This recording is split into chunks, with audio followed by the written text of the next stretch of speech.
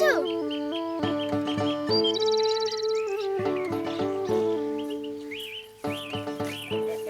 এসে গেছি। আমি এতক্ষণ তোমার কথাই ভাবছিলুম। আমার কথা ভাবছিলে? তো কি ভাবছিলে বলো তো? বারে, তুমি আমায় সেদিন বলে গিয়েছিলে আমায় মনে মনে বাইরে ঘোরার গান শিখিয়ে দেবে। দেখেছো, নানান কাজে একদম ভুলে গেছি। তোমার আবার কি কাজ? তুমি তো শুধু গানই করে বেড়াও। গান করাই তো আমার কাজ গো। আজকাল আবার আমার একজন সখী জুটেছে। ওর নাম খঞ্জনয়নী। আমি গান করি আর ও নাচে। ওর তো মা বাবা কেউ নেই, তাই আমার সঙ্গে এত ভাব।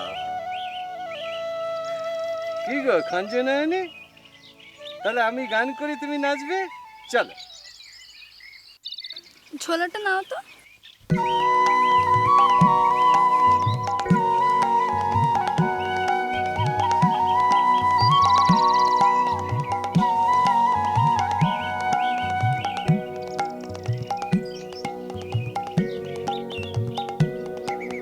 কোথাও আমার হারিয়ে যাওয়ার নেই মানা, মনে মনে মেলে দিলেন গানের সুরের এই ডানা।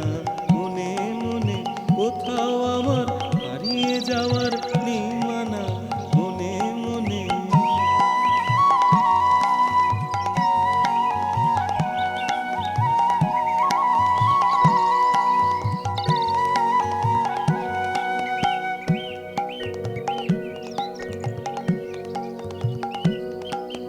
তেপান্তরের পাথার পেরোই রূপকথার পথ ভুলে যাই, দূর পানে কোন চুপ কথা। পারুল বনের চম্পারে মোর হয় জানা, মনে মনে কোথাও আমার হারিয়ে যাওয়ার নেই মানা, মনে মনে।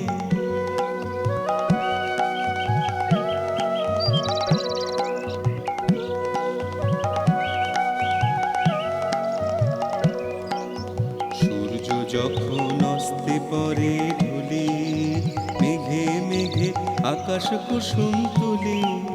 সূর্য যখন অস্তে পরে ঢুলি, মেঘে মেঘে আকাশ কুসুম তুলি। সাত সাগরের ফেনায় ফেনায় মিশে চাই ভেসে দূর দিশে। সাত সাগরের ফেনায় ফেনায় মিশে যাই ভেসে দূর দিশে। পুরীর দেশের বন্ধ দুয়ার দিহানা, মনে মনে কোথাও আমার হারিয়ে যাওয়ার নেই মানা। মনে মনে মেলে দিলেন গানের সুরের এই ডানা। মনে মনে কোথাও আমার হারিয়ে যাওয়ার নেই মানা, মনে মনে। এবার থেকে তোমার যখনই বাইরে বেরোতে ইচ্ছে করবে, তুমি মনে মনে এই গানটা করবে। তোমার মনে হবে পাহাড়, পর্বত, নদী, ঝর্ণা সব পেরিয়ে তুমি কোন অজানা দেশে পাড়ি দিয়েছো। কেমন জব্দ হবে লোকটা। কোন লোকটা? কবিরাজ মশাই, ওই তো আমায় এখানে বন্দি করে রেখেছে। ও টেরও পাবে না। ফকির, তুমি খুব ভালো, কিন্তু আমি যে তোমাকে কিছু দিতে পারিনি। কে বলেছে তুমি দাওনি? তুমি আমার চেয়ে ঢের বেশি দিয়েছো। তোমার ওই হাসি, শুকনো ডালে এক মুঠো ফুল গো। চলো ভাই খঞ্জনয়নী, আমাদের এক জায়গায় নোঙর ফেলতে নেই। আমরা চলো নাচতে নাচতে, গাইতে গাইতে দূর দেশে কোথাও চলে যাই। চলো।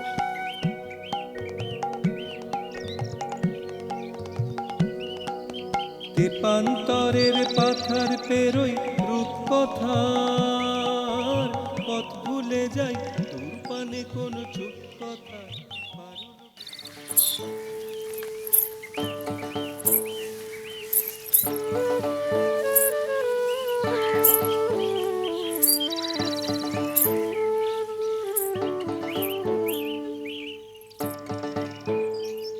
কে তুমি?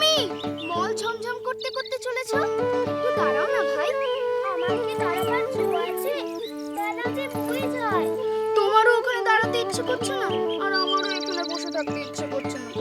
তোমাকে দেখে আমার মনে হচ্ছে ঠিক যেন সকালবেলার তারা। তোমার কি হয়েছে বলো তো? জানি না আমার কি হয়েছে। কবিরাজ মশাই আমাকে বাইরে বেরোতে বারণ করেছে। আহা, তবে বেরিয়েও না। কবিরাজের কথা শুনে চলতে হয়। বাইরের দিকে তাকিয়ে মন ছটফট করছে বুঝি? আমি বরঞ্চ তোমার এই জানলাটা বন্ধ করে দিচ্ছি। না না, এই ঘরটুকুর মধ্যে আর সব বন্ধ, কেবল এইটুকুই খোলা। এই জানলাটা কি বন্ধ করো না?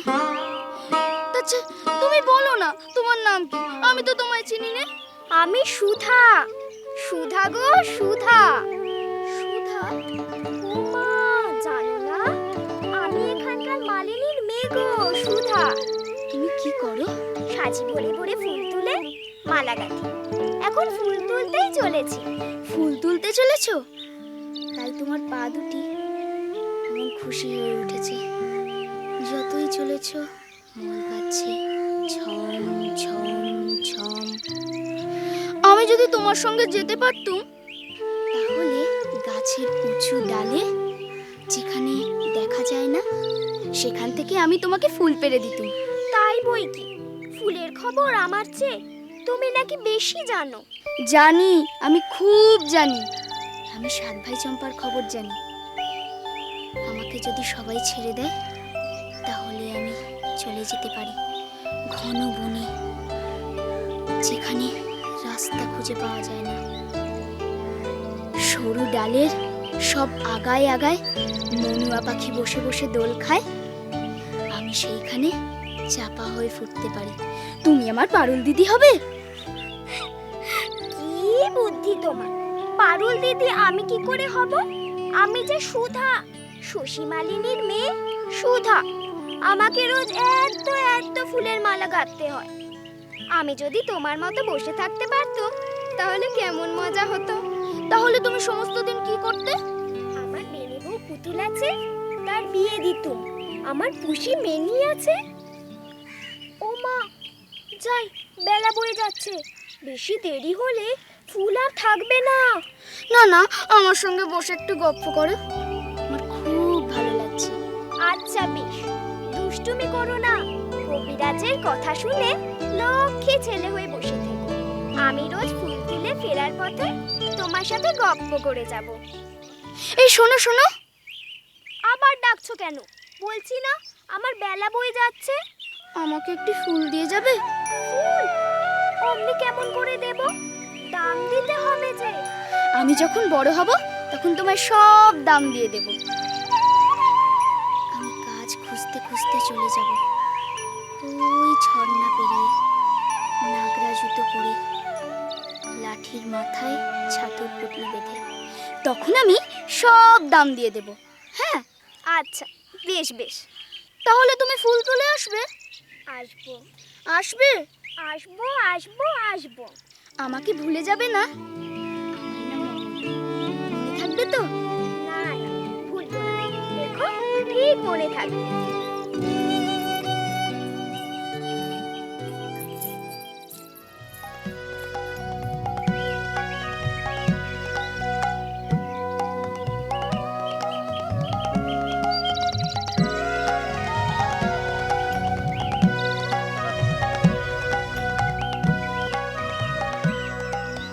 মেঘের কোলে রোদ এসেছে, বাদল গেছে টুটি। আহা হা হা হা,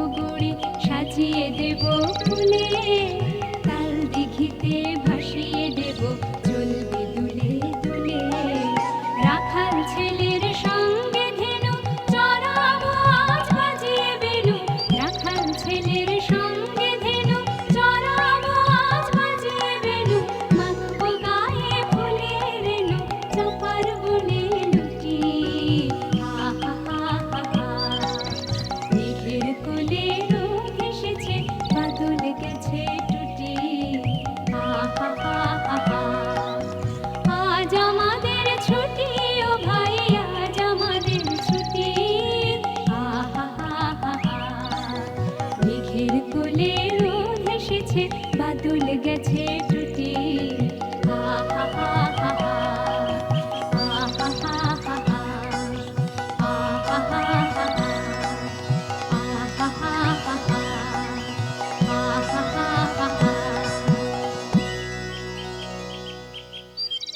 তোমরা কোথায় যাচ্ছ ভাই? আমরা খেলতে যাচ্ছি।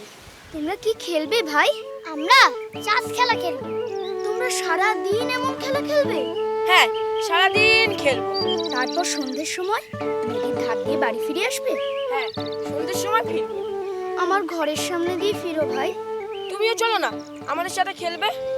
না ভাই, তা যে হবার না। কবিরাজ মশাই আমাকে বেরোতে বারণ করেছে যে। কবিরাজ, কবিরাজের বাধা তুমি শোনো বুঝি? চল ভাই চল, আমাদের দেরি হয়ে যাচ্ছে। না ভাই, তোমরা আমার এই জানলাটির সামনে দাঁড়িয়ে একটু খেলা করো না, আমি দেখি। এখানে কি নিয়ে খেলবো? এই যে খেলনা পড়ে আছে, এগুলো তোমরা নাও। ঘরে একলা বসে আর খেলতে ইচ্ছে করছে না।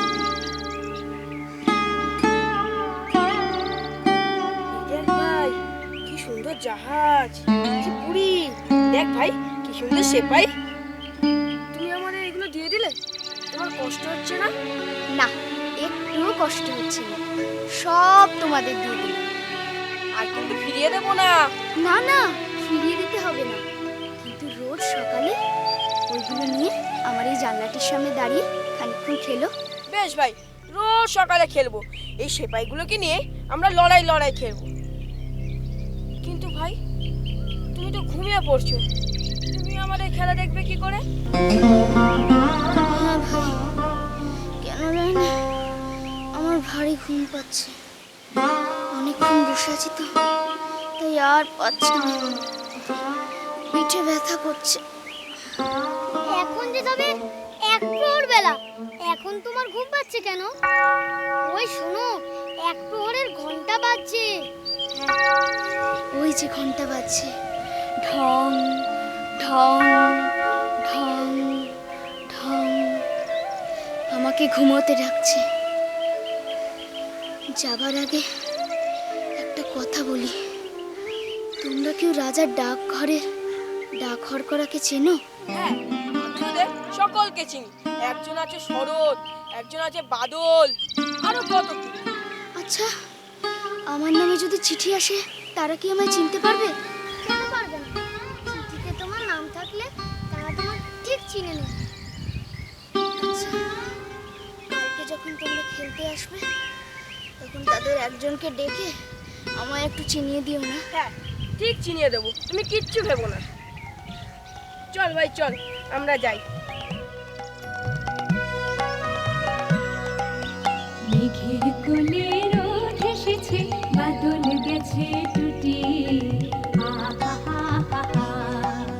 মেঘের কোলে রোদ এসেছে, বাদল গেছে টুটি হা হা হা হা হা।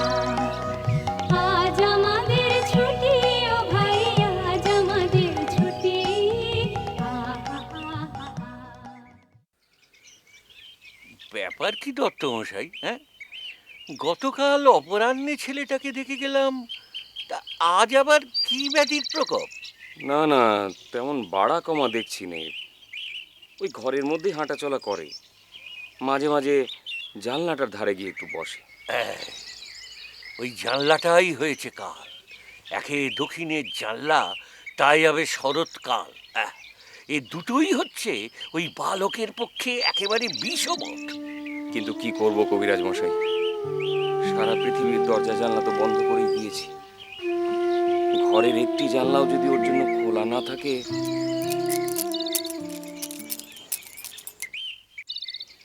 ও ভালো কথা, আমার স্ত্রীর আপনার কাছে একটি জিজ্ঞাসা আছে, তাই খবর পাঠানো। আমি যাই, গিয়ে জেনে আসছি।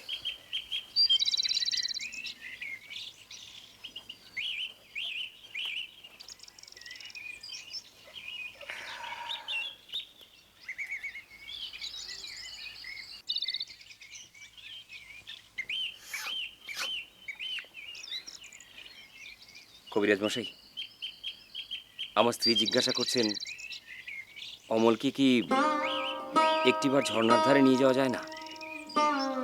শুধু একটিবার।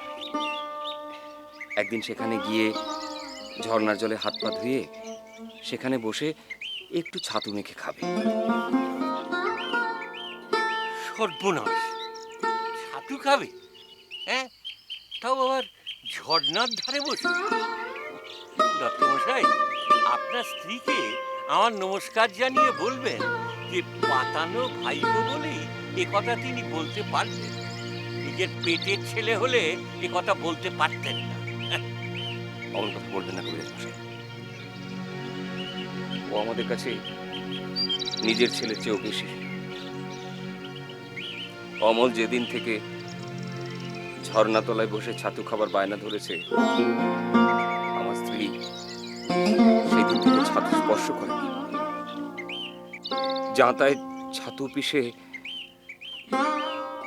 উনি একদিন পাড়ার ছেলেদের ধরে নিয়ে গিয়ে ঝর্ণার পাশে বসিয়ে ছাতু খাইয়ে এনেছেন। কেন জানেন? অমলকে তো খাওয়াতে পারছেন না। এরপরেও আপনি বলবেন অমল পাতানো ভাইপো, পরের ছেলে।